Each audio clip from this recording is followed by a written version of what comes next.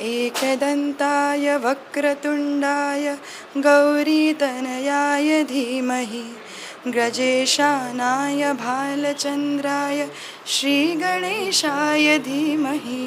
माझं नेहमीच एक असतं की जे डेकोरेशन बघण्यापेक्षा बाप्पांना बघा. सो जास्त दिव्य भव्य डेकोरेशन करण्यात काही अर्थ नसतं. बाप्पांची मूर्तीच इतकी तेजोमयी असते ना की लक्षात इथेच जातं. ही बाप्पांची मूर्ती आहे ज्यांच्या हातात सितार आहे, संगीत वाद्य सोबत आहेत बाबा. बाकी बायको ये इथे, खरीखुरी बायको. डेकोरेशनचा मागचा उद्देश मुख्य म्हणजे हेच होतं, जसं अमित म्हणाला की गणपती बाप्पावरती फोकस जास्त हवा आहे आणि तर डेकोरेशन खूप झकमक होऊन जातं. आमचं पुढचं पाऊल इन द सेन्स की आम्ही आजवरपर्यंत खूप छोट्या प्रमाणात दरवर्षी आम्ही गणपती साजरा करतो. यावेळी